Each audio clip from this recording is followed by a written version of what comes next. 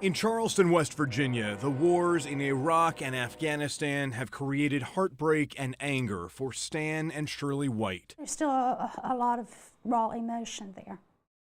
First, their son Bob, a Fort Bragg paratrooper, was killed in Afghanistan.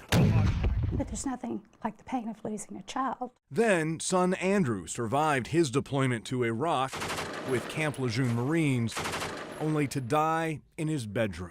And so then it was like a double whammy. It's all over again, but twice the pain.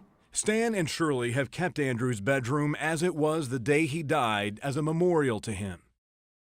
An impressive young man. He did a lot of things in 23 years. His Eagle Scout certificate, an award from the Junior ROTC, his Marine medals, pictures of his time in Iraq. But these walls do not tell the story of Andrew's psychological trauma from 9 months in Iraq.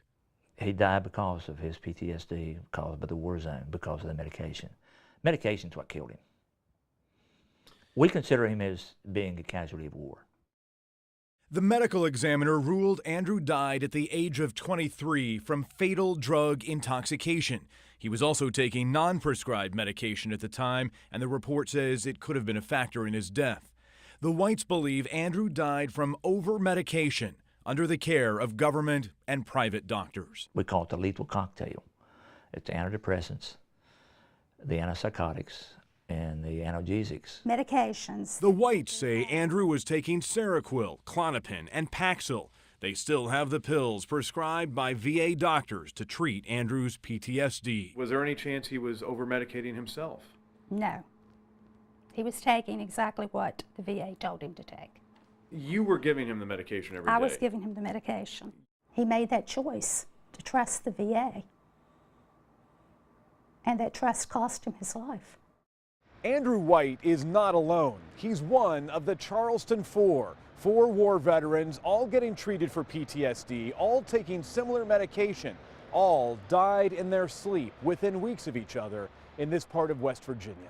After hearing about the Charleston Four, a San Diego neurologist began investigating. With veteran advocates, he created this list of 300 military deaths linked to sudden cardiac arrest he compiled from news reports. He did not have access to medical files. It came to the conclusion that these were somehow unique, unusual deaths. Young men in their 20s don't die in their sleep. Dr. Fred Bauman also says the type and quantity of drugs can lead to a deadly outcome. Specifically, it points to the antipsychotics and the antidepressants that they're on, which are known to cause sudden cardiac death. Look at all the drugs they had him on. Xanax, Percocet, Klonopin, Celexa, Lunesta, Ambien. John and Mary Nahas are North Carolina parents who came close to losing their son Michael after he returned from Iraq. And I ran that list of medications by my niece, who was a psychologist in a psychiatric hospital. And she said, "Oh, Mary, that's a cocktail of death. They're trying to kill him." When the Army returned our son to us, he looked like a concentration camp victim. He was thin, he was gray in color. They say medication prescribed for PTSD made Michael attempt suicide. He was so confused. He jabbed in his arms 2 IVs and bled out completely in the bathtub and was drawing in his blood on the wall. The I-Team obtained a copy of this Defense Department memo sent in February to all branches of the military. It specifically cautions medical providers about the use of some antipsychotics for anxiety disorders, including PTSD or sleep disturbances, especially given the risk of cardiac effects. And it says providers should offer the lowest risk medication and non-medication options. This is Andrew right here on the cover of Newsweek. That's Andrew. That's Andrew.